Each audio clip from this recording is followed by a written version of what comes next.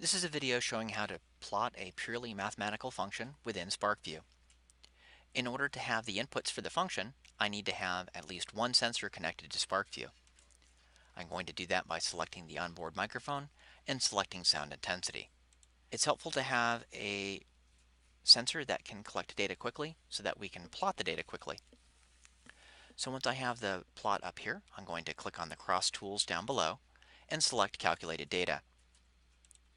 Within the calculated data screen, I'm going to type in my input variable, x equals, and then down below I'm going to click on my statistics button and select count.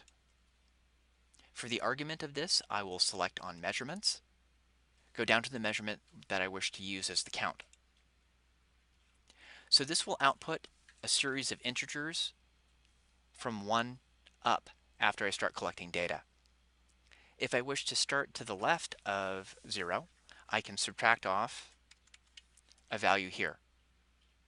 In this case, I want to start 100 time steps to the left of the 0. Next, I'm going to put parentheses around this entire calculation here, and I'm going to multiply this by the step size that I wish to use, or the distance on the x-axis between the data points. In this case, I'm going to have this be 100th of a value, so that I will start at a point 1 to the left of the origin. I can assign units to this by clicking on properties, but in this case we're going to have this be a purely mathematical function. So I'm going to hit enter.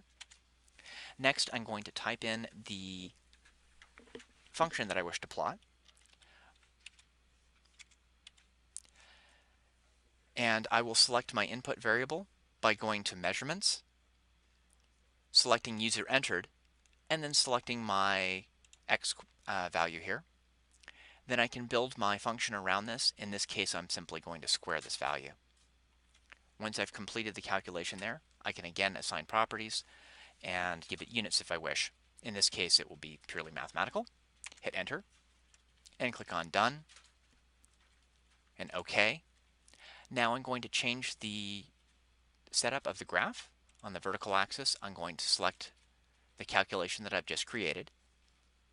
For the x-axis, or for the horizontal axis, I'm going to select the index, or the input variable that I'm going to use for my function.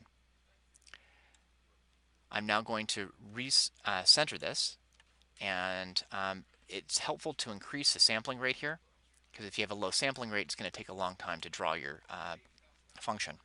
I'll click on OK, and I'll hit play. So you can see very quickly it's drawn a very large graph here. It is possible to select a portion of this by clicking on the selection tool, selecting the portion of the graph that I wish to see, and then clicking on the auto scale. The vertical axis can be scaled by clicking on the vertical axis and stretching. And then also you can apply all the other tools that are within SPARKvue to the calculation that you've just generated.